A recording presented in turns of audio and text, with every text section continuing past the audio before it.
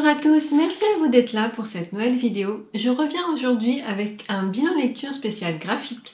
La semaine dernière, donc du 21 au 27 avril, j'ai fait une semaine dédiée au graphique qui s'appelle Un jour un graphique. Pour moi, en fait, les graphiques, c'était que des mangas parce que c'est ce que j'ai dans ma pile à lire.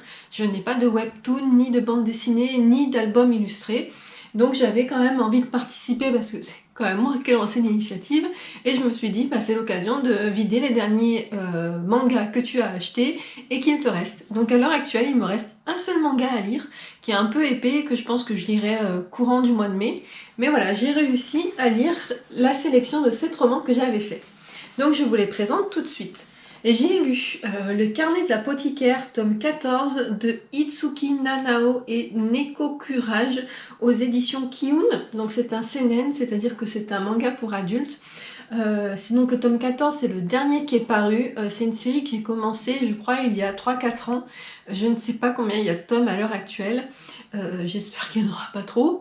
Mais voilà, c'est une série que j'aime bien. En fait, on suit Mao, donc, qui est cette jeune femme, qui travaille dans la cour impériale de l'empereur de Chine. Elle s'occupe des courtisanes et elle a des connaissances en herboristerie qui font qu'elle devient de plus en plus connue au fur et à mesure des tomes dans la cour et elle est souvent consultée. Et là, elle va devoir aller aux côtés d'une des courtisanes qui attend un enfant, avec essayer également de contrer les intrigues de cour, parce qu'il y a toujours des personnes qui veulent assassiner les courtisanes pour différentes raisons. Et voilà, donc j'ai bien aimé. Le seul souci que je rencontre avec ce manga, c'est que les sorties sont vraiment très espacées. Et cela fait que j'ai tendance un peu à oublier le tome précédent, étant donné que je les lis plus ou moins à leur sortie. Et je crois qu'il y a à peu près 6 mois, si ce n'est plus, entre les tomes. Donc je pense que dans l'année, je sais pas encore quand, peut-être cet été, je me ferai comme challenge de les relire. Donc pourquoi pas faire un jour un graphique mais sur 14 jours, donc sur 2 semaines, comme il y a 14 tomes, pour pouvoir redécouvrir la saga dans son entièreté, parce que là il y a des personnages où parfois il me faut un peu de temps vraiment pour me rappeler qui ils sont, et surtout pour la continuité de l'histoire. Je mélange certains tomes en plus entre eux, donc je pense que je ferai ça. En sachant que ces mangas sont disponibles en 2 versions, vous avez une autre version avec un autre illustrateur, je crois que c'est chez une autre maison d'édition, et le texte est différent, c'est une autre adaptation manga en fait d'un roman. Voilà, je sais pas si vous les voyez, ici j'ai le tome 1 et le tome 2, en fait les carnets de l'apothicaire sont un roman, et ces mangas ont été tirés du roman. Et il y a eu 2 adaptations. Tout ça pour dire que je pense éventuellement lire au moins le tome 1 avant de relire ces mangas pour pouvoir me remettre dans l'histoire. J'ai ensuite lu My Dear Detective tome 4 de Natsumi Ito, là aussi aux éditions Kiun Shonen. Donc c'est un manga que j'ai découvert il y a à peu près 1 an, où là on est dans le Japon du début du XXe siècle. On va suivre une jeune femme qui s'appelle... Alors, je voudrais pas vous me tromper dans son prénom. Mitsuko.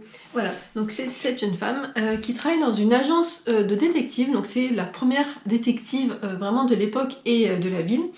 Et on le suit donc à chaque fois, dans chaque tome, elle doit enquêter sur plusieurs histoires. Ça va être de la disparition d'une chaussure à la disparition d'un héritage, à des vols d'affiches, voilà, des choses comme ça. J'aime beaucoup, j'aime bien parce que ça retransmet vraiment l'ambiance de l'époque, les coutumes, comment étaient traitées les femmes, les coutumes par rapport au fait qu'elles devaient travailler ou non. Et j'aime beaucoup aussi ce personnage qui est son assistant. Mais personnellement, je soupçonne qu'il y ait prochainement une petite histoire d'amour entre eux, ce que j'aimerais bien. Mais voilà, j'aime beaucoup. Derrière, il est précisé, après Sherlock Holmes et Hercule Poirot, découvrez Mitsuko Oshino, la première femme détective du Japon. Voilà, donc c'est vraiment une très bonne saga. J'aime beaucoup les dessins, voilà, que je trouve très beaux. Et originalité, c'est que là, vous avez la couverture de l'époque, et dessous, la seconde couverture est version contemporaine, en fait, de nos jours, où là, par exemple, elle a des hamburgers dans les bras au lieu d'avoir des parchemins. Et à chaque fois, j'aime bien découvrir ce qui est derrière la surjaquette, je trouve ça hyper original. Donc voilà, j'aime beaucoup ce manga, tout comme les carnets de l'apothicaire, je n'ai aucune idée du nombre de tomes. J'espère sincèrement que ce ne sera pas une très longue série, parce que je suis pas sûre de tenir le coup dans la longueur, mais en tout cas c'est toujours un régal de les lire. J'ai enchaîné avec un tome 5 et un tome 6, donc de Bright Stories, de Kaoru Mori, aux éditions Kiun également. Bon bah voilà, tous les petits mangas ce sera des Kiun. Donc là en fait c'est une saga de mangas, je crois qu'il y a une vingtaine de tomes, je suis pas sûre, qui parle du coup de l'Asie centrale au 19e siècle. On va suivre Monsieur Smith, on le voit pas. Monsieur Smith c'est un occidental blond avec des lunettes qui va de tribu en tribu, de village en village pour découvrir les coutumes un peu de ses habitants. Comme l'indique le titre en anglais, on parle souvent d'histoire de mariage.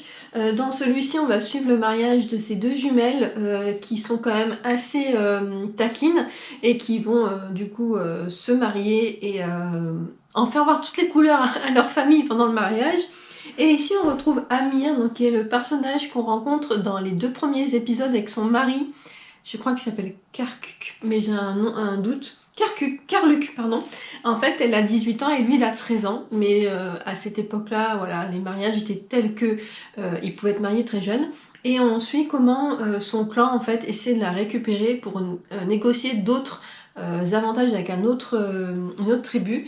Et voilà, j'aime beaucoup, je trouve que c'est hyper intéressant. On découvre vraiment les us et coutumes de l'époque. Et voilà, donc j'aime beaucoup. Ce que je vais faire, c'est que quand je vais les acheter, je les achète par 2. Au moins comme ça j'en lis 1 et 2 à la suite. Donc là les prochains ça sera le tome 7 et 8, mais je pense plutôt cet été. Ensuite j'ai lu un autre manga, un tome 2, donc il s'agit de Fangirl, inspiré du roman de Rainbow Rowell, adapté par Sam Max et illustré par Gaby Nam.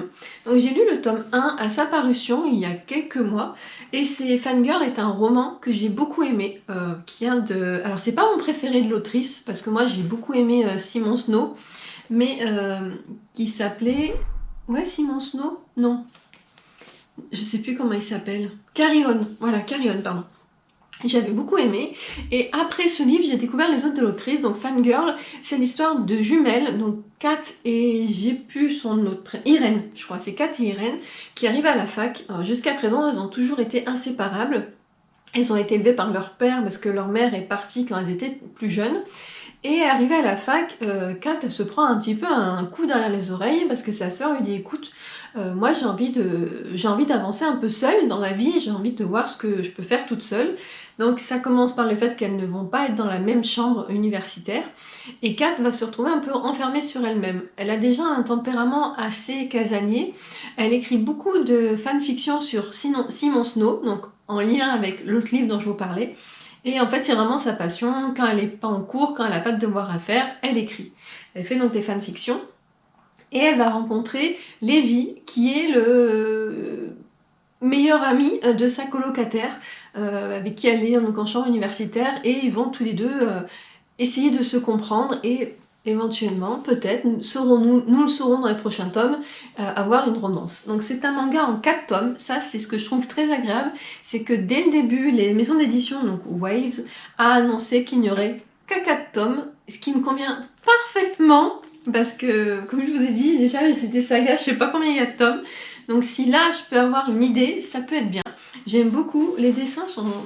Alors, attendez, pas cette page-là, parce qu'elle est sombre... Les dessins sont très beaux, j'aime beaucoup. On a une surcouverture avec des couvertures en dessous vraiment très douces. Et c'est un vrai bonheur de lire ces mangas. C'est vraiment un instant cocooning quand je lis cette série que j'aime énormément. Et enfin, les 2 derniers que j'ai lus, ce sont des mangas que m'a donné mon amie Manuela.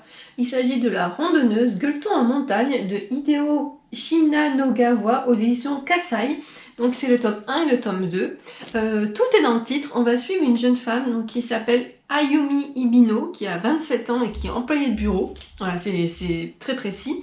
Elle se décrit comme alpiniste solitaire. En fait, on la suit qui tous les week-ends part en randonnée dans la montagne, avec souvent en point de mire le mont Fuji, donc, parce qu'apparemment il y a je crois 13 ou 14 points de vue de montagne autour grâce auxquels on peut voir le mont Fuji. Et donc elle monte et comme c'est comment à chaque ascension, chaque randonnée, elle part avec un repas déterminé.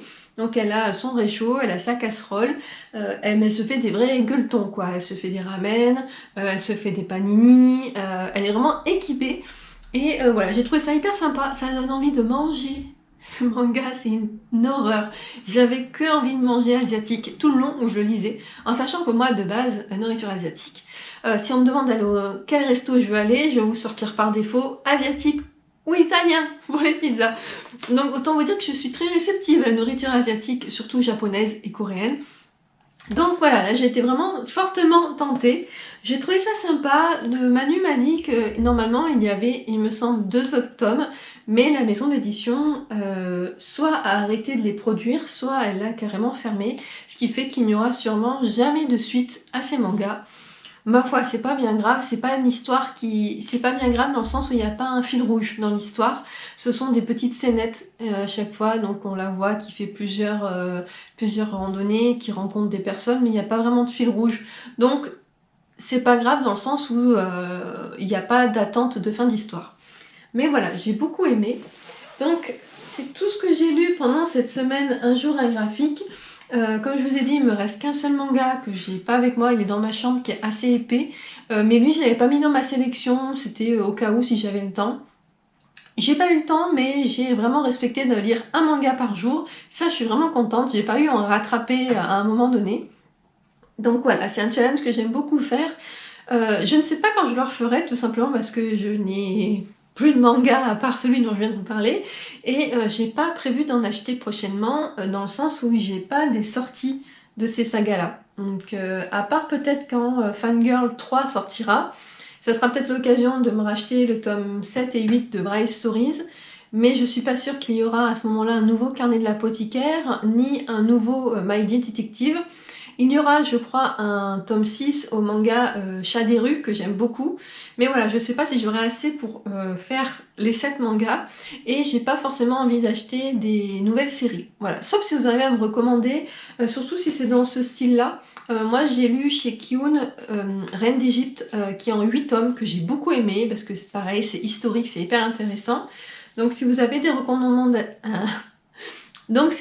recommandations dans ce style-là, je prends avec plaisir. Vous, de votre côté, est-ce que vous lisez des mangas? Je pense qu'il y en a peu parmi vous qui en lisent, parce que très souvent, ce genre de vidéos ont bien moins de vues que les autres, mais j'ai quand même envie de vous partager ces lectures graphiques, parce qu'elles font partie de mon parcours de lectrice, et que je m'y suis mis assez tardivement à en lire, et ça a été vraiment une belle découverte. Vous, qu'avez-vous lu de beau ces derniers temps? Qu'est-ce qui vous a fait envie de partager? N'hésitez surtout pas à me dire en commentaire. Sur ce, comme d'habitude, je vous remercie infiniment d'avoir regardé cette vidéo et je vous dis à très bientôt!